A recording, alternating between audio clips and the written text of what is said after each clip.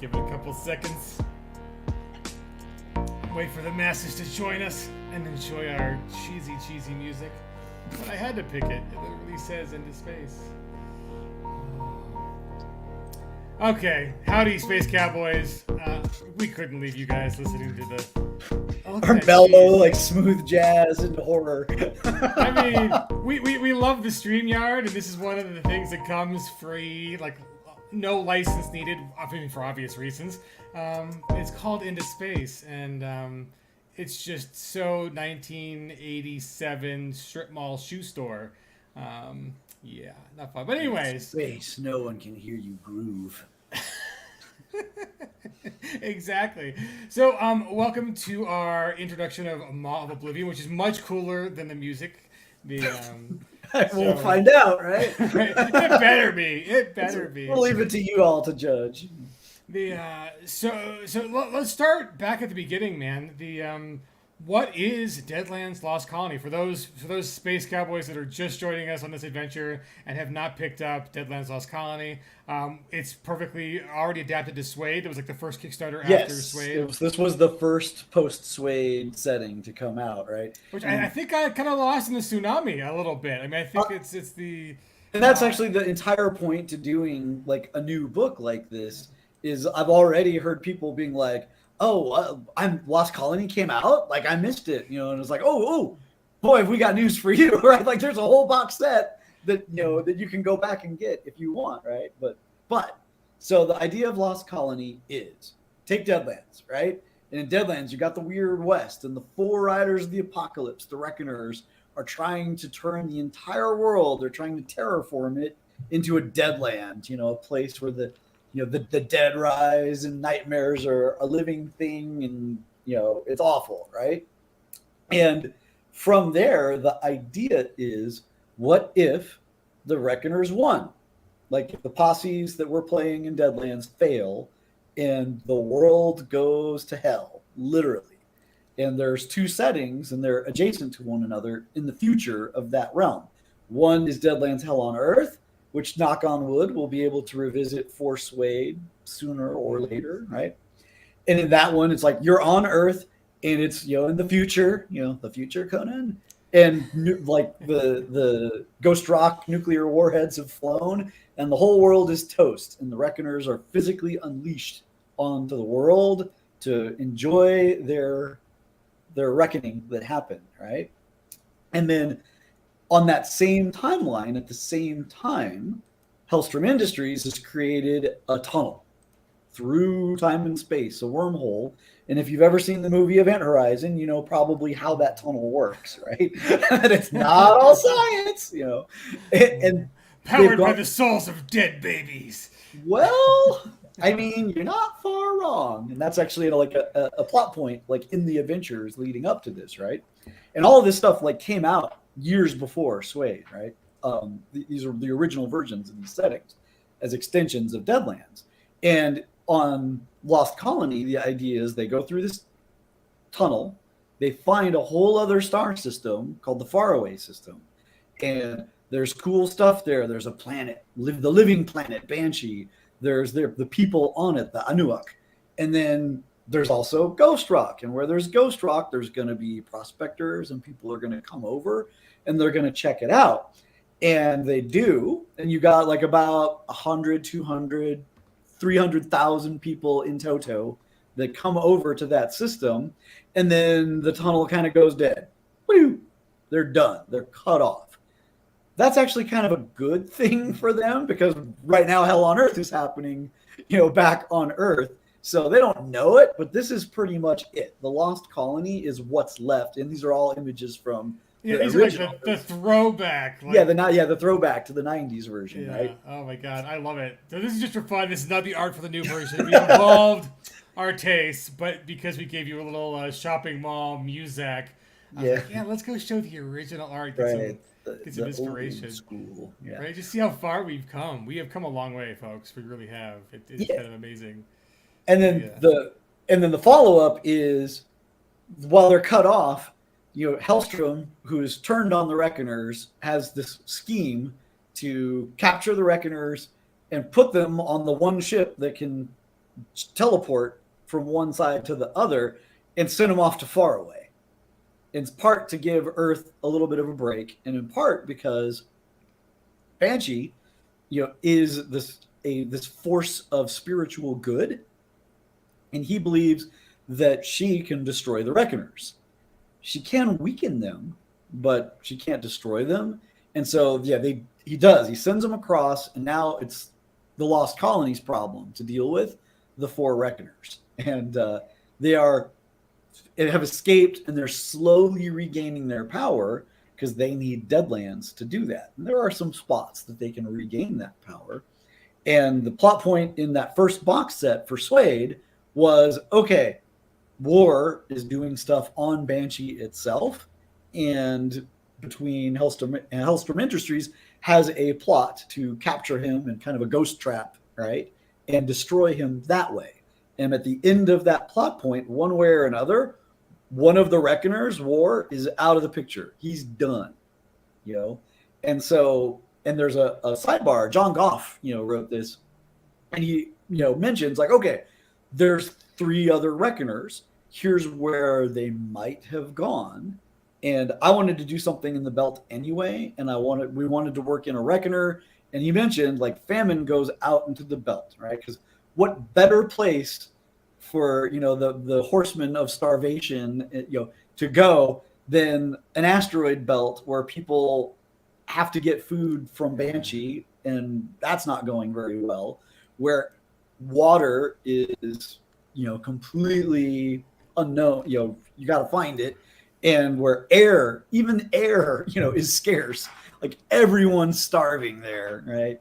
Oh, I just missed the comment down the bottom if it was something I needed to answer. So. Oh, no. I was just talking about bringing back. But no. Like Dickelbert asked, like he did think we love support. That's the entire reason Daryl is here. We are. That's literally my job. Is these settings that we're like, oh man, as we're trying to go these different directions and add new settings and create cool new stuff, we don't want the old ones to linger, to starve, right, so to speak.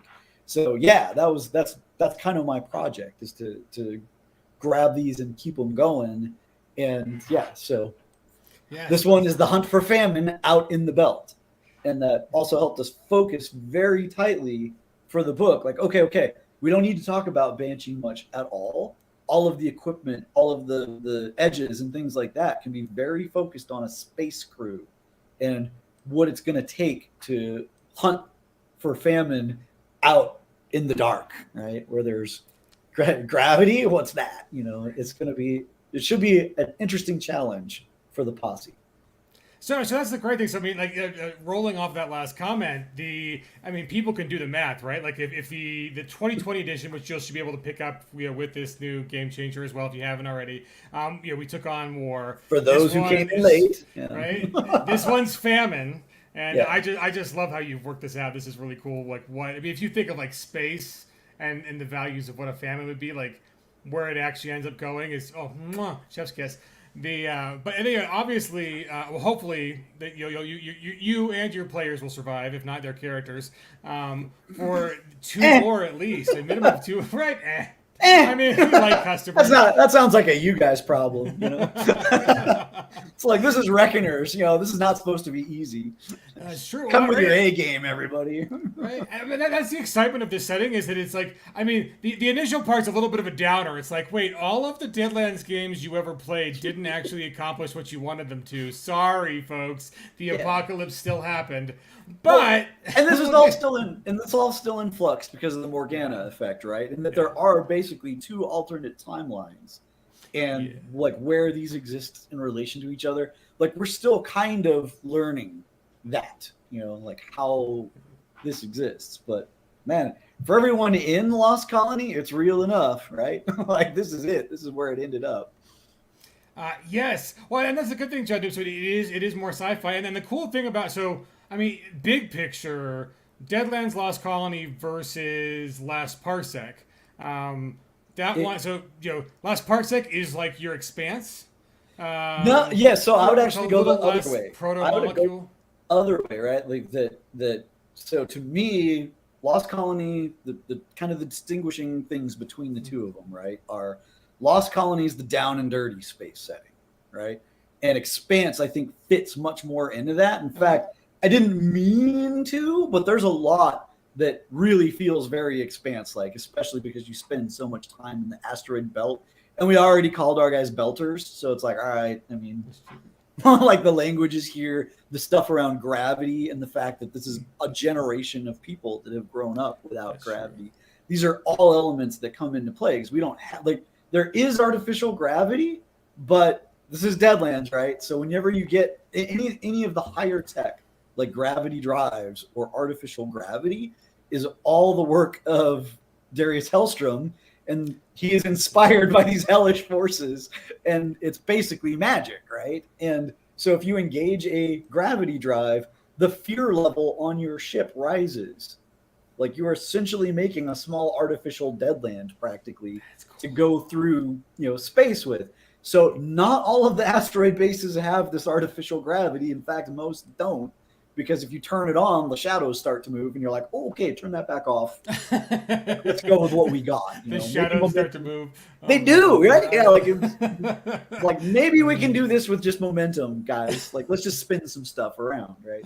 I don't want to die, please. Let's go slower. Yeah, and then last parsec to me is where the higher tech stuff comes into play. Like, where you brush up against Star Trek, where we've got these jump drives, we've got warp drives, we've got shields, and there's no magic there at all, right? Lost Colony is where you're going to get demons and monsters and things that go bump in the literal night.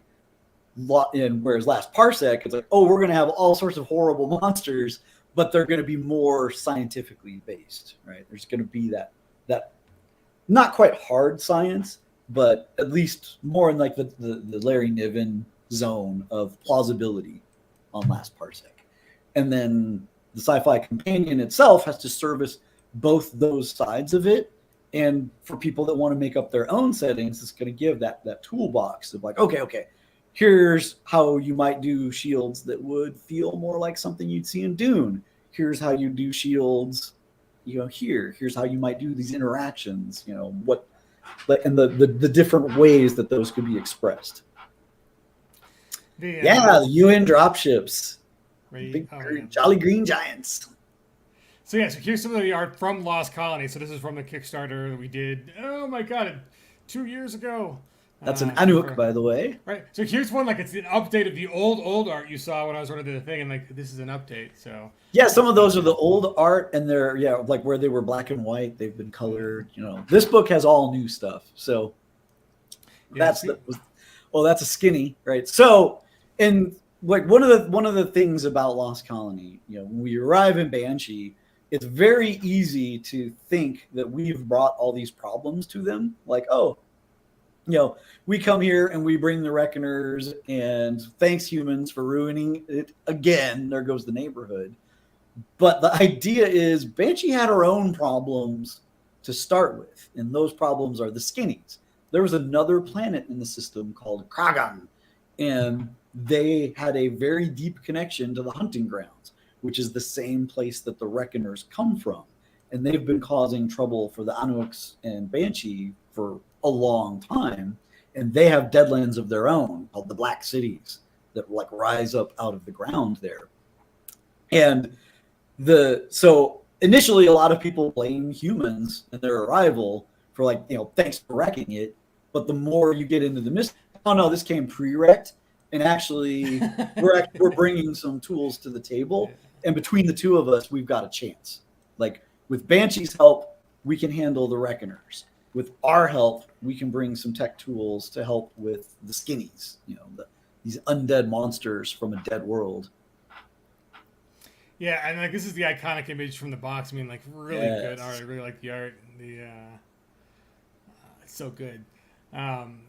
Yeah, I mean, so it's an exciting kind of sandbox to play in, right? Like, one, you get space, and space is cool for everything. Yeah. Everything's better in space. And I do love spaceships a lot. Right? And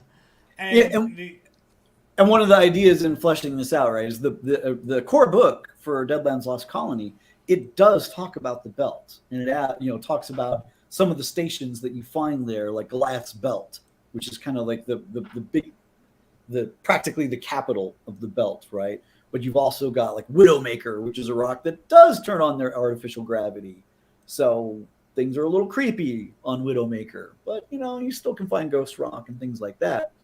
And the Tian, which is the Warlord King from the old Deadlands, his descendant, came over here in a like big freighter and got caught on this side. So she's kind of converted her ship into like a floating city of sin and debauchery, and fun.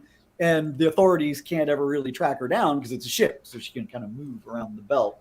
And so part of this was like, okay, we've got these, places to start in the belt. Now let's expand the belt out and add, 10 more rocks and various encounters that you can find as you're cruising around. And we have rules for ships moving around. Except I feel like Banshee can't help as much with yeah, and that's exactly it, right? So the titular Maw of Oblivion it's a contained black hole. Like this is one of those things in science fiction you get all the time, where instead of a nuclear reactor or whatever, you've got a sphere around a black hole to draw power. And because this is Deadlands, that black hole can be kind of set into the hunting grounds, and that's in a black city floating out in the belt, in the remains of Kragan. Yeah, no, I mean, there's so much fun to be had here, and I think those of us who love The Expanse, I binged it. I love their seasons. I think they ended it the right way. It was so good throughout. That's wonderful. Kind of inspiration for this, especially where this is the one where you get arcane background still, right? And you get to have that flexibility. Exactly, you could have magic. We even add a new arcane background in the book for people that want to play with new toys. And you could still be Herod. I mean, like one of the pictures a couple back was a dude who was totally not still alive. Yeah. Well, and there's two kinds of undead in this one, right? There's the Herod, which everyone knows from Deadlands, is you die, and a Manitou spirit like piggybacks on you and says, "Hey, let's go back and make some trouble." And you kind of got to deal with this evil monkey on your back and being undead. But this is one of the places where Banshee adds some options. If you're a hero, like if you're good, there's a chance that she'll bring you back and make you a guardian. And guardians are kind of like Herod, but they don't look dead, and they don't have like this horrible spirit, like clinging along and trying to make trouble, and they can actually channel her power. Ooh, the new arcane background and what makes it exciting. So the new arcane background, I call them Razor Jacks. And it follows on this idea that Hellstrom Industries, now Vanessa's in charge because Darius is long gone and back on Earth anyway, right? Or no, he's dead. Yeah, he's in hell. Burning. Yeah, that answers your previous question on Darius and the expensive gummy vitamins. Yeah. So Vanessa's in charge, and she's got like that hotline to hell too, and has been making these new inventions. And one of them that came up in the previous plot point campaign was a spirit trap, where she could contain the essence of war and just kind of like drain his power off. And so we were like, okay, we're going to start there. And she's making smaller versions of that can capture and contain Manitou, or, for example, these gravity wraiths. So Famine's got the Maw of Oblivion. She's got a black hole. She's using its energy. One of the creatures that comes out of it are these horrible wraith things, and they can alter gravity effects. They can pull people down and crush them or throw them around with havoc, and there's some new powers there. And so a Razorjack is one of those captured in one of these traps and then installed into a person like cyberware. So you're plugged in, and you've kind of made an artificial Herod in a way, in that you've got this spirit plugged into your skull, and you can command it and do things. So you've essentially got magic. But like a Herod, you can let the beast loose to get more power points, to increase the effects of your spells. And when you do, you use the Herod deck. So you flip it and see like, all right, did I lose humanity? Did I gain power points or whatever? And one of those Herod ones was to get a big wash of magical power. So it's a good deal for you to try, but down that way eventually lies madness and damnation. So the fun thing is, A, you get gravity powers, which are fun, or magic. B, you've got that constant threat of you've got a passenger and the two of you are kind of struggling for control and you got to keep it together. And also you're a prototype, like this is not perfected technology. There's a lot that could still go wrong, and you were not supposed to be free, right? She kind of builds these prototypes, sends them off to do horrible jobs, and they either come back or get wrecked. And you're one of the few that did neither, like that managed to escape her clutches, and she wants you back. Yes, mana tool. That's great. I love that. Yeah, mana power tools. Yeah, to make life easy. Yes.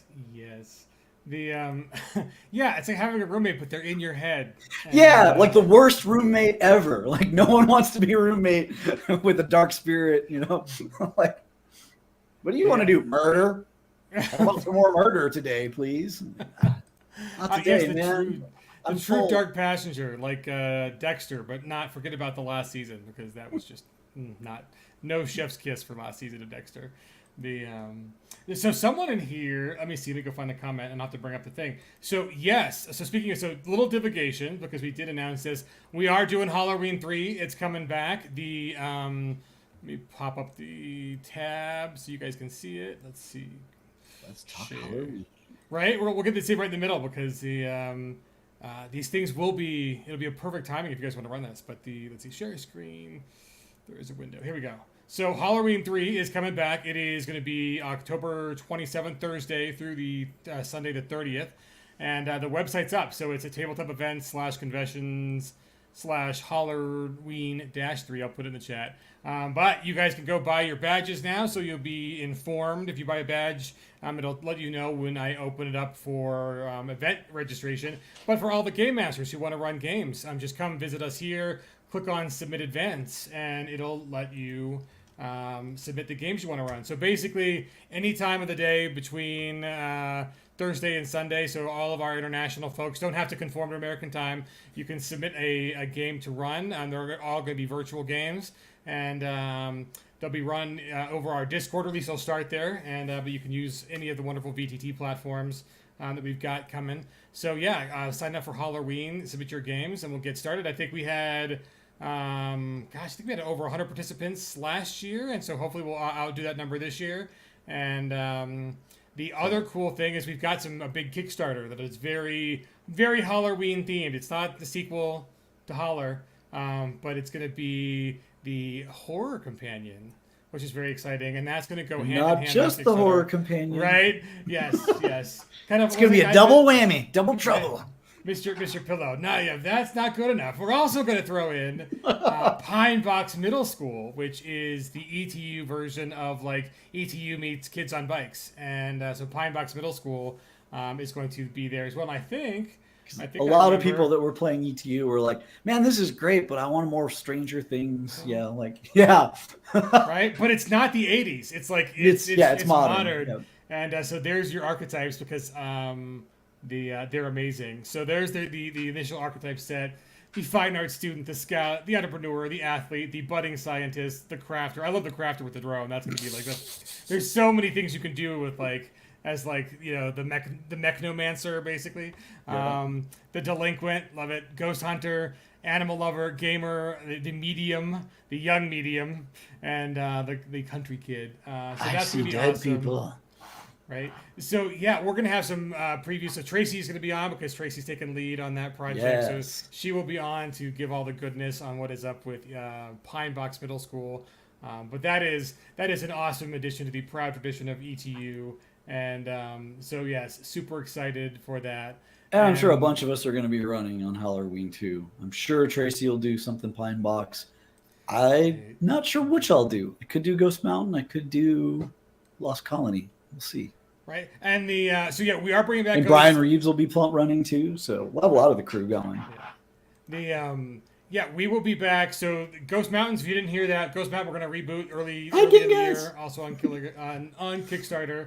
And yeah, so join us for Halloween, guys. So get your games submitted, and there's plenty of time that I think will allow you to submit games like right up until the Thursday. Last year we had no problem filling those out. There was a high demand, and so yeah, we took the mothballs out of our Savage Worlds events Discord and opened that back up, and then so game submissions open for Halloween. So There will be blood. right. So back to Lost Colony and Maw of Oblivion. So so the cool thing, right? So this is part 2. We already killed Ward. You saw the picture of him recently. He was like the big skeletal dude with the sword. Little bit of He-Man flashback for me, Skeletor in that one. Well, I mean, it's what you would expect war to be, right? Like the Reckoners are pretty metal, so like and like getting the art right for them, it can be a challenge, right? Like you guys do not want to see our first version of Famine.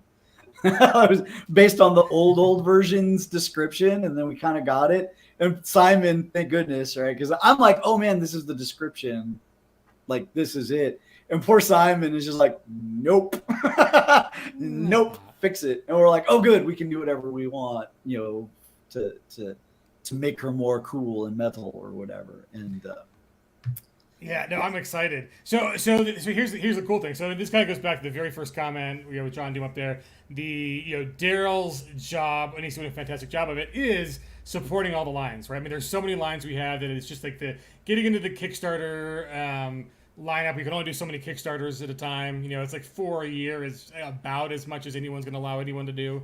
But we've got more than that, right? We have like we know you guys want your Deadlands, and we've got all the the offshoots of Deadlands, and then all the other And Brian Reeves is running strong with the Deadlands stuff. Like he'll be getting those out, and then we do these game changers for we've only got so many slots for Kickstarter, and the rest go on the follow-ups will go on GameChanger. They've found their audience is the hope, right? And yeah, exactly, more metal. And yeah, like we don't want to leave anyone behind. We don't want to leave any of our settings behind, and so we'll just crank them out as fast and as good as we possibly can. Like on the horizon, maybe some Ripper stuff. On the horizon, Savage Tales of Fantasy. We're going to kind of deep dive into that and try and really push the boundaries of like, okay, we've got fantasy settings. Now let's like explode them like as best we can. Really give a workout to that material that you got in the companion. A showcase of some of the possibilities, right? And so we're also saying, I think people have been asking like, when's the next alpha coming out? Like soon, folks. We've got a bunch of good stuff coming out for you this week. I think we've got a big rollout of a bunch of files. Hopefully, we got a meeting tomorrow to just make sure the website's working correctly. Yeah. Like it's all technical at this point. It's like, all right. We just got to solve certain technical problems, and anyone that's worked in software knows that sometimes that can be a bit challenging. At least we're way better off than certain of the video games that have their stumbly launches and like take a while to get it all sorted out. That's like true. We're not there, thank goodness, but there's still there's issues, and those of you that have experienced the effects of those firsthand, our apologies, right? Like we want it to be a smooth and awesome experience, but I mean sometimes. And the great thing is like the stuff we're finding now that we're waiting to do some releases just to make sure the site is in order is like the wonders of excess. So it's like people who are like, okay, I want to combine this Kickstarter with this Game Changer and add 45 more products, and then you did it again because we got you some more stuff. And this is great for shipping, right? Like the European folks who are like, shipping is tough, and we even subsidize shipping a little bit, and it's like it's just tough, guys. There's no better way. But when you're doing the big loadout, when you're doing the like, let's do the Savage Worlds and just get it done and hit that maximum shipping number and all that stuff. We found that one of the things, like when you're doing the upgrades, if you had like multiples of an item, it was only dragging in one and not multiples. And so we want to make sure you get all your stuff and not just one copy of your stuff. And since we know that when we do a big release, you guys are going to do the upgrade game because it's awesome and fun and exciting, I always want to make sure that stuff's all in order. But there will be good stuff coming very shortly for all of you folks. But so I think our goal is to take care of you. Right. Get that product out in your hands. Right. So Yes, and the other little news. As long as we're talking divagation before we get back to Sure. the VTT stuff. So like we are supporting like all the things on all the VTTs, but the Foundry kind of laid a surprise egg this week. They did their version 10. Amazing that they're rolling them out, but it's not backwards compatible, folks. So if you haven't upgraded, you want to keep playing your Savage World stuff. Don't upgrade yet. You can't go back to 9, 10 to 10, and so it's not compatible yet. But I did hear good news from Amy this morning that as soon as I think early next week, we should be able to roll out Savage Worlds Core for 10, and then everything else that we need to roll out for fixing up the backlog depends on that, right? We need to get the core out, and then it's all those things. So we are working very quickly, but hopefully, I know at least one person had to cancel a game because it broke, and really no one's fault. It's just the case of their production timelines and ours, and not being backwards compatible. But the tech, man, right? It's tech. It's just the way it is. So just let you know, like, don't upgrade. Stay with 9 for a little bit, at least until next week, till we can get you the core. And but yeah, so Maw of Oblivion being part 2. If War was part 1 and now Famine's part 2, we're gonna give at least 2 more, right? Like we're not promised a time. That's right. Yeah. It's like, and this is one of those, like, you can see where this is going, right? The core book had War, the first expansion has Famine, like huge guess, right? Like, and we know from what Goff his blueprint that he laid out, right? That Weird War 2. So I'll tell you all, like, sorry, aside based on the comment, the one I want to do more than anything is Weird Wars Rome. I love Weird Wars. I desperately want to do that one. Kickstarter, I think. Yeah, I think. Desperately want to do that one, but it's not yet, right? Like, we've got other things to serve first, but man, that's the one I really, really want to, right? Right. I've got a whole plot point for Weird Wars Rome I want to write up. Yeah. Right. And so the third one, Pestilence, is running around in a place called the Toxic Jungles of Banshee. Go figure where that we might go next. And then that leaves Death somewhere out there. And if you and Death is not the end. So here's the thing, guys. We're not even like stopping Deadlands Lost Colony support at Death. Like there's if you notice there's something else happening over these if you played the first one, you know that Vanessa's plan to eliminate War wasn't necessarily just to destroy War, but it was to take his power for herself. And this is where we start to branch here in this one, where you've got the option, right? Like, there's the easier way to deal with Famine, which is to use the spirit trap on her and feed the beast, Vanessa Hellstrom. Or you can try and go it alone without a spirit trap and find the necessary tools. And to actually kill a Reckoner, you need parts of their past, essentially. So like Reverend Grimm was the original servitor, or rather a construct formed like Reverend Grimm. And you're going to need a piece of Reverend Grimm to be able to take her out. And if you can't get back to Earth to find something like that, does someone weird out in the faraway system have that piece? And what kind of bargain do you have to make to get it? So good. I'm super excited. So here's one of the cool pieces of art we've already showed you, but I kind of want you to talk about it. Like, what are we seeing in this piece of art? This is kind of cool. I love. So that's a Gravity Wraith, right? Oh, what a great name, right? Yeah. So they are what you would expect. They're these horrible ethereal, monsters with gravity powers and crazy hook arms or whatever. But the notion on this one, so the there's no gravity where she is, we call it falling up, right? Like, she's propelling herself forward to get out of its reach, in a zero G kind of jump through this tube. And actually, if you close that and show our background, the one behind both of us, so that's actually the place where this is happening. And this is one of the new places to explore in the belt.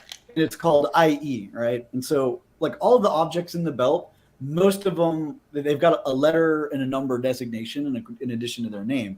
Most asteroids are metallic, right? So they'd be M666 or M233 or whatever, right?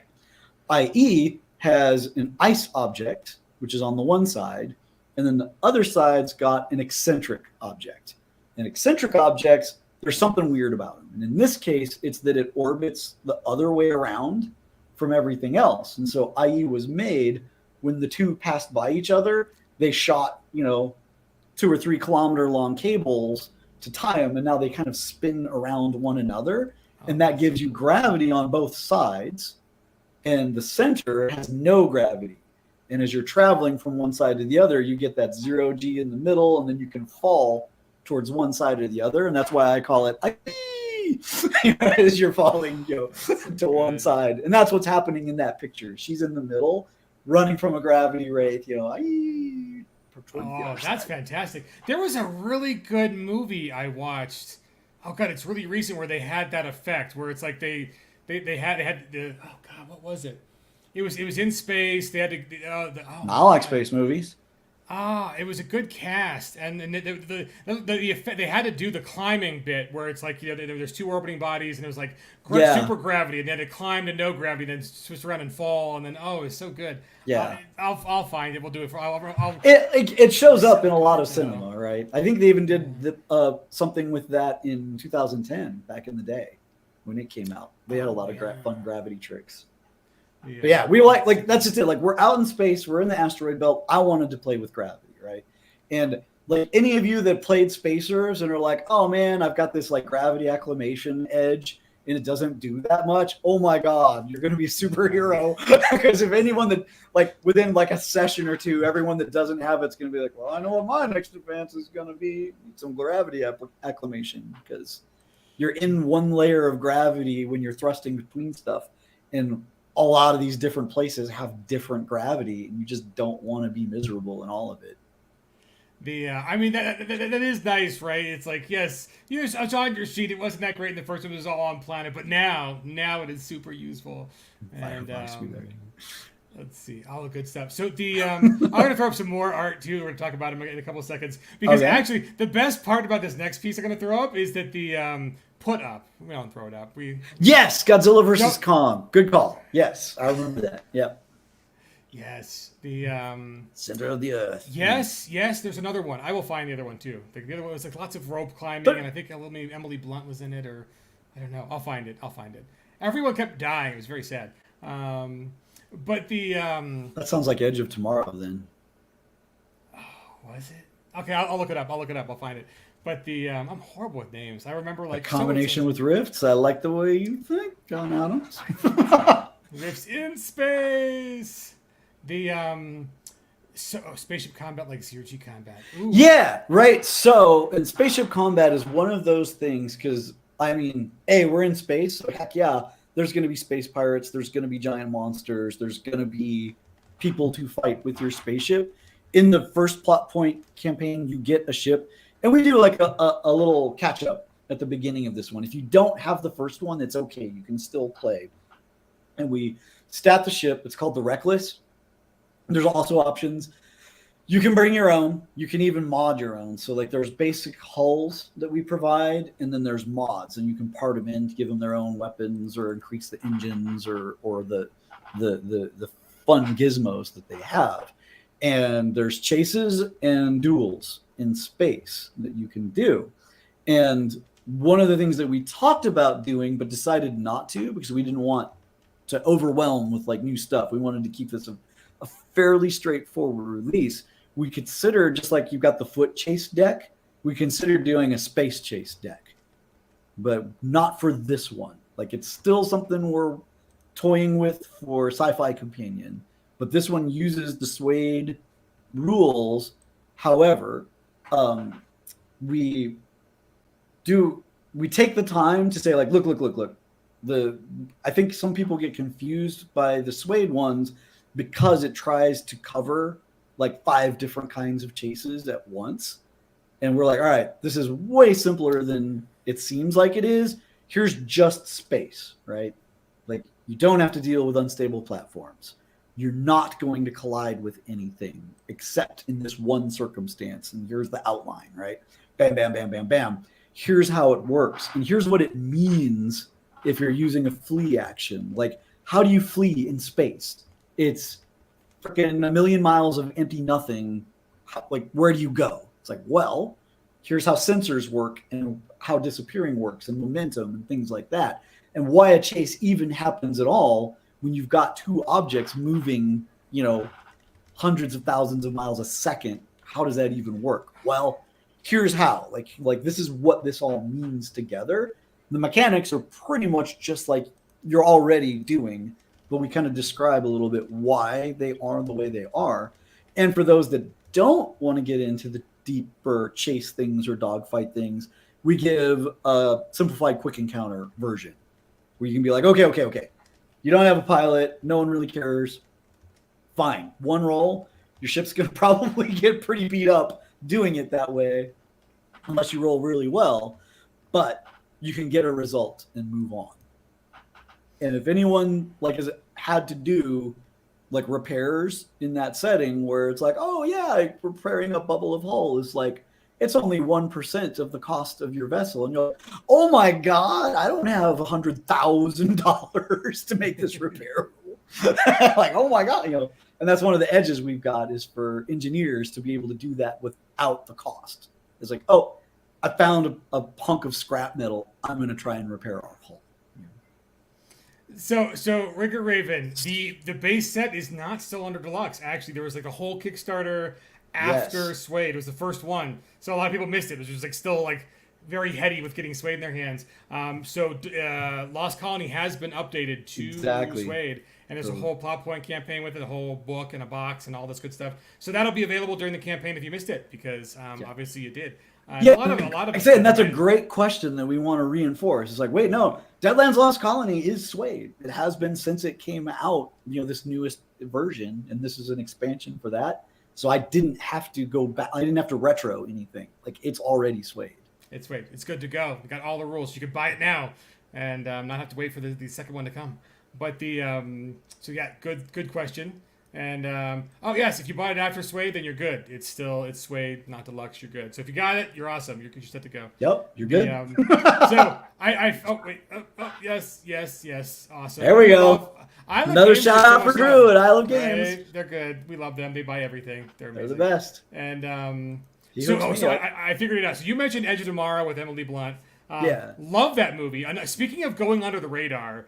That was a great sci-fi movie that deserved much more than that, and it's so good for role-playing games. I want to do a role-playing game that's like that, or Inception, where it's you get to do the same stuff over and over again, or you can change reality. I mean, it's just that repeat mechanic for Edge of Tomorrow is just cool. It's just cool. Someone needs to write that up in a game. You just want to be able to kill the PCs over and over and over again. Oh, total party kill. That's okay. See you next week. Right. Again. Yeah. Right. Yeah. Scrub off that last advance or going back to your characters. Let's do this. It's a cool mechanic. I'd love to see if it played well, because I in my mind it does, at least. So in my weirdo mind, it was not Emily Blunt. It was not Anne Hathaway, who was in Interstellar. It was Anna Kendrick. Oh, Interstellar was fantastic. Anna Kendrick in Stowaway.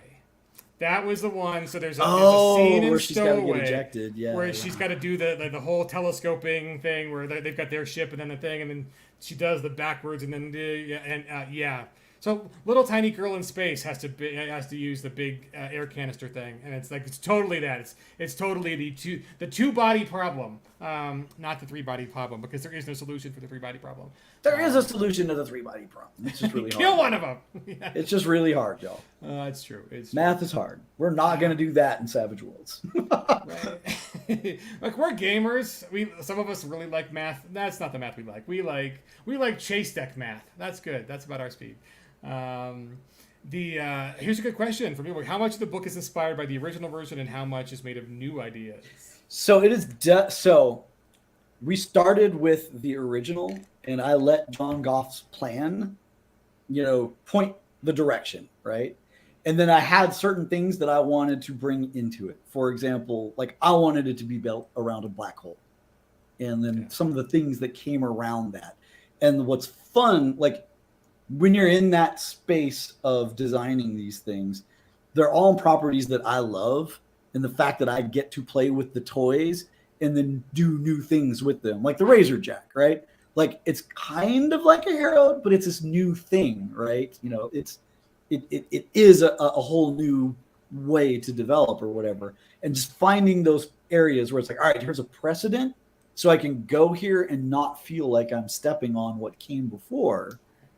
But also, it's outer space, right? We can explore, we can find new monsters like the Oozing Dead, based on like every Awful Green Things, movie from the 50s that ever was. Of course, you're gonna find those on an asteroid, right? Like all that new stuff. There's gonna be spaces for it, right? And there's gonna be a collapsing black hole at some point, probably. There's gonna be like all the and creating new elements to add to the belt, like i.e.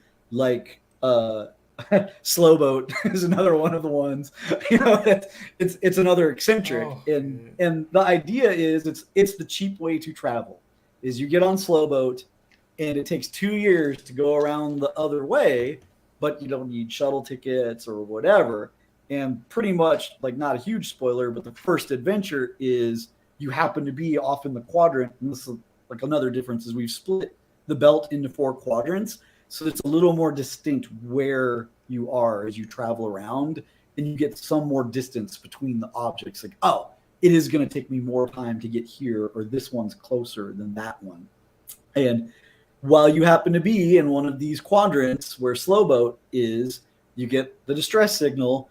And when you find it, it has passed by the Maw of Oblivion, and everyone on Slow Boat is worse than dead, right? They've become Nashers, which are like Faminites, but even more kind of demonic. Like poor Faminites, they're still alive. They're just really hungry and messed up. Nashers are dead, but still hungry and moving around and cunning. So they like to mess with you by turning on, distress signals and things like that. Ooh, and this is good. Right.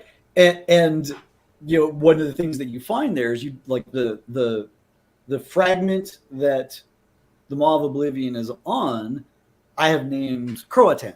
And this is a reference, if you want, to Throw Roanoke. Back to the original colony. It is the original Lost Colony of Roanoke, right? Because when I was a kid, that was the creepiest story that I ever heard, right? This entire colony of people just gone, and there's just one scratched message in the wall that says Croatoan, and you're like, what? And they're like, oh, there's an island, Croatoan, that we're gonna go to. There's no one there either. But I was like, oh no, like that should be the name of the rock, Croatan, and because it's you got to find it, right? It's not that easy to find, and it's surrounded by weird gravity effects. So there's a lot going on there. Did you ever read the comic 100 Bullets?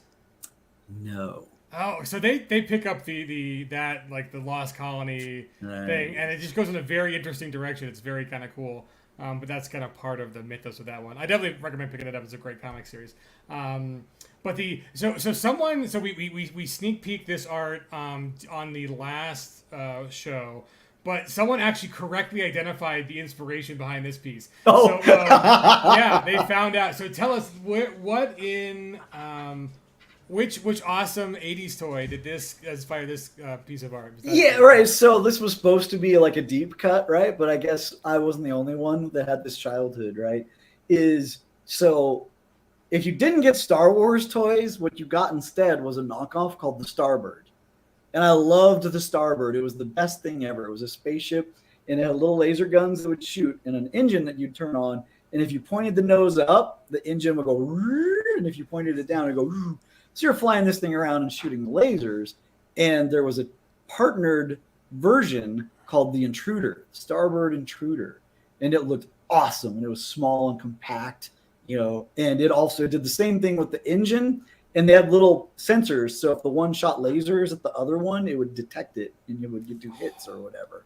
Oh, that's cool. So this is a pirate fighter. And I was like, oh, if you guys can be inspired by, like, don't make it exactly, but be inspired by the Starbird Intruder. And if someone recognized it, then that's cool. Right? Yeah, no, they did. Totally on the comments. We'll have to throw up for our launch stream. We'll have to find that comment and screen cap it to see who the lucky winner is. Of you spotted this obscure toy that was so cool, right? Because spaceships are cool. I want to use spaceships in Lost Colony. I want space pirate fighters and freighters filled with undead pirates and all of that. Yeah. Yes. Oh, yes. The definite echoes of Reaver. Yes. Yes. Yep. Absolutely. Yeah, right. Like, and they're all like this. The great thing is, like, I would have been like, oh yeah, I feel like I'm kind of ripping off the Reavers, but all of this is from like the the Reapers, and in fact called Reavers in Old Lost Colony that came out like in the early 90s or mid 90s for Old Lost Colony, right? So it's like, well, no, I'm not ripping off Firefly, they're ripping off us. Like, we're good. It's a circle of life. Yes. Oh, the ground caller. Oh, yeah. Oh, they're all so cool. The so speaking of spaceships, there's one behind you. I'll throw up briefly over your faces. I think it'll block you for a bit. But this one, tell us about this cool spaceship and what it's doing. Yeah, this is our artist rendition of. It's called the Reckless, and the Reckless is the ship that you're given in the first campaign, and it's based on a modular freighter. And you can mod it in and out. You can add guns, and you can add more cargo or missiles or some of our other more bizarre equipment. And the ships in Lost Colony are described as very modular and workmanlike, right? Like, if we're like, oh man, those new it's a new spaceship game that's coming out, and they're all pull apart and put back together in different kind of Lego blocks or whatever, and they're really cool. And like, our ships were always described as kind of like that. So when people are making their own, it's like, oh yeah, you just take the cockpit from the Reckless, and we're going to be adding on these other components, and like train cars is one of the components that you can do. As the idea for transport in the Lost Colony is, you've got these small gravity drive units that can essentially cancel out the mass, and you got to get stuff from Banshee to the belt, and a lot of it and transport is expensive. So to maximize it, people create these kind of trains, right, of just boxcar after boxcar after boxcar after boxcar, and we like kind of enhanced the equipment around that. So like, oh yeah, as the Reckless, you can be carrying all these boxcars of food and water, part for yourself and part for places that you go. Like, you have a freighter, right? You might as well freight something and help relieve some things. But while you've got this massive cargo train, your maneuverability goes way, way down, and that's where pirates can come in and be like, oh, look at all those boxes. And a lot of the choice is like, okay, do we try and fight? Galaxy Truckers was awesome, by the way. Loved it, right? Or do you just like eject a car or two and be like, all right, pirates, here you go. You can have the back to like use them in good health, and we're just going to get by, and you're going to get by. Like, that's a valid choice that you can make. And one of the few positives of all of the supply chain issues that we've had, where things are going now, is I think a couple of years ago, like, the idea of people, like, even without supernatural help, like, people being in all these places and running out of food, like, and starving would not like make sense. You'd be like, how could this possibly happen? You're like, we don't even have famine messing with us, and like this is a thing in some places. Space is hard. Just space by is itself, hard. Man. Yeah, exactly. Everything wants to kill you. You're not designed to be there. Yeah. Well, and that's kind of the cool thing about this one versus like the initial war campaign, right? So the war campaign is very much on planet, on Banshee. Yep. Lots of alien influence on that one. This one's very much in space. It is, but that doesn't mean there's no Anuak. Yeah. So there's like one hiding in a suit. It is. Well, and there's one of the asteroids out there is actually filled with Tannis, which is the material that Banshee creates. And there's actually a backstory for why it's out there. And there are some kind of Anuak pilgrims who've gone to this rock, and they go out there. They're called the Quiet Lodge, and they're there to be like to hear better. Right? They're farther away from Banshee, so they can hear her will better. And they're the ones that are getting direct information about famine. And the other people on that rock with the Quiet Lodge are the last survivors of the Twilight Legion. So you get to pull back into that organization. They still exist, you know. Goody. So we're almost up for our hour. So we'll have more surprises for you guys on the Tuesday launch stream. So we're launching this next Tuesday, September 13th. We will do a kickoff stream sometime during that day. We'll figure out when there's a good time for it. But here's one more piece that I want you to talk about because, oh my God. Oh, the Oozing Dead. Oh, jeez. The Oozing Dead. So, right, like there was, like in the 50s, you couldn't throw a stick without hitting a movie about a space station that gets a mold or a fungus that goes crazy. And this is Deadlands, right? With the hunting grounds and magic and things like that. Oh, hell yeah. We're going to get like the awful green things and they're going to infect corpses and you're going to have these gooey, oozing dead just spreading out. And they throw up green stuff on people, melt flesh. My favorites. Love it. Right, we gotta remind people it's like Deadlands is a horror setting. Just in case you forgot the so good. So the I think that's enough of the spoilers for now, but we hope you guys are very excited about Maw of Oblivion. I mean, Daryl's done a really great job on this. We're excited to get it into your hands, show you the continued support for the Deadlands Lost Colony line. For those of you who haven't cracked open the books yet or missed the Kickstarter, there will be some great options to get those shipped with you. Yeah, and hopefully, like, this is your excuse. Like, here's the campaign. Just bam, bam, bam. All these savage tales. You just jump up. Yeah, do not leave out the fear rules. Exactly. Well, and it's critical, right? Because that's part of Deadlands and part of what you're fighting. You know, and of course, the Maw of Oblivion in a Black City is a Deadland. So it's like, Don't eat the dry zombies. Even though your characters are starving, don't eat the jerky. Do you want Wendigos? Because this is how you get Wendigos, right? It's a bad idea. It's almost like space ice cream. It's like there's a reason it's never been to space, guys. It was just an advertising thing. Yeah, don't buy into the. You can eat your dehydrated crewmate. No, don't do it. Don't do it. It's not good.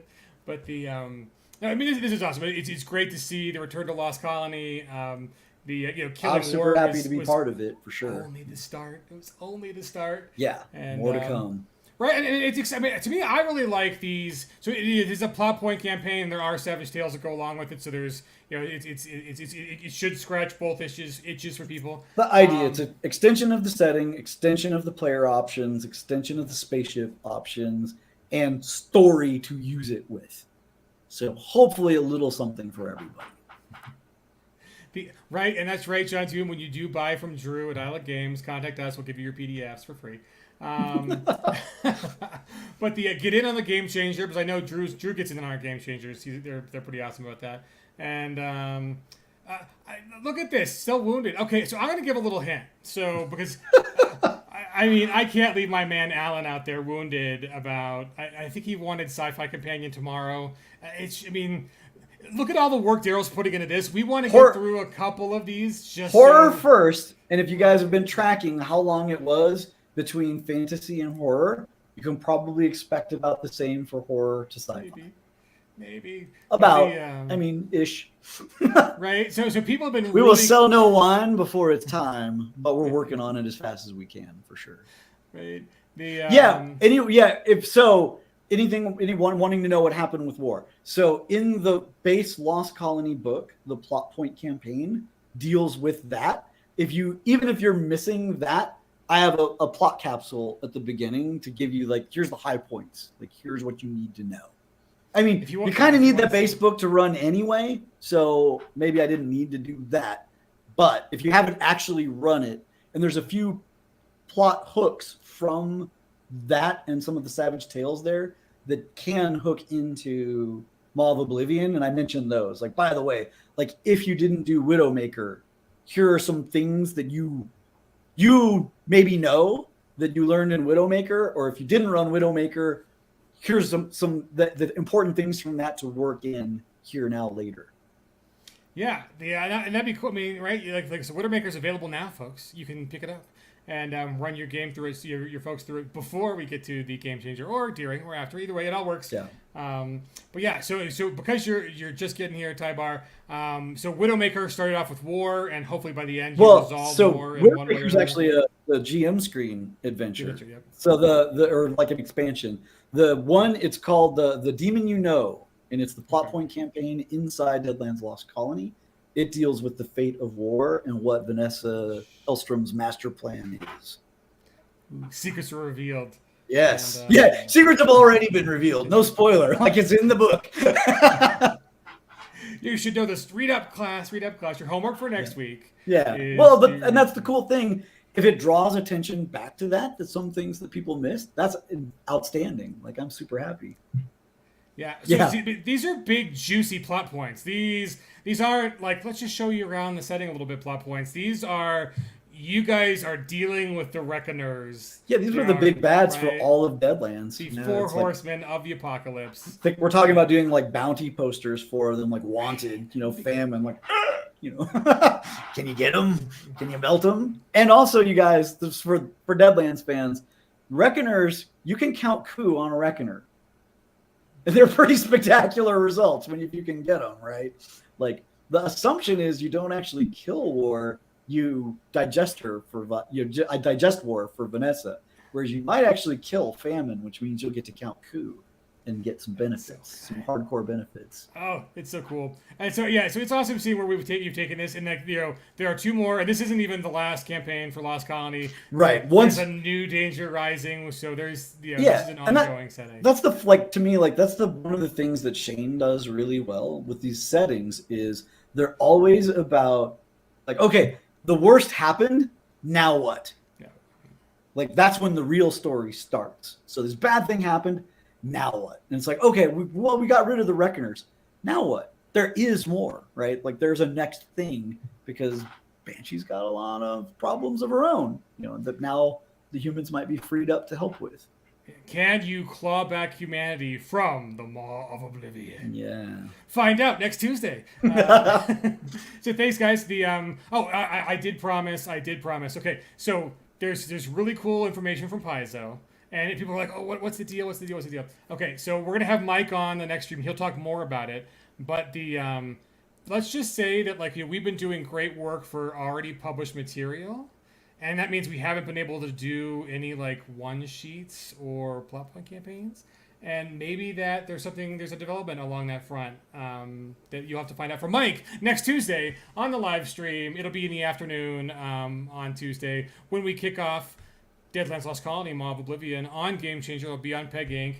We will get the whole crew out there that's available to ring that in, and so you can get some good tips from them. But again, so Tuesday, Lost Colony, Maw of Oblivion, kickoff on GameChanger. Sign up now for Halloween 3. It's on tabletop events.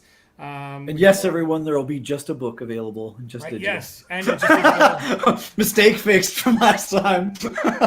Right. No, I'm not making you take -2, sir. You were at a -1, and here's a penny. You're good. You're fixed. You're healed. I mean, your wallet might still be at a -2 because we are not going to stop giving you delicious things that we know you want to buy. But that's what Elan is for, right? It's still the best edge ever. Even with the nerf, it's still the best edge. So take it. Anyways, guys, we'll see you next Tuesday. Thanks, Derek, for joining us. Thanks for thank you, everyone. Product as well. Yeah. And we're excited that you guys are excited. And right? That's okay. It's space. You can grow it back. We might have the technology, but next Tuesday will be the big launch. So save up your pennies, and we will see you guys then. Cheers, folks. Oh, and then join us Thursday, two days from now. Yeah, tomorrow. This is tomorrow. Wednesday. Tomorrow. It's Wednesday. Tomorrow on the Aces, Savage Summer Showcase. It's going to be the Swagtember folks, because the Swagtember Creators Bundle is live on DriveThruRPG, and it's doing amazing. And there's a whole lot of stuff in there for really big discounts. So it's already already well priced, but even amazing. So it's back and bigger than ever. So get the Swagtember bundle, and then we'll have some of the creators on this week, and hopefully for the next show or two, because there's a whole bunch of creators who want to talk to you guys, and we don't want to put them all on just one show. So see you next Tuesday, folks.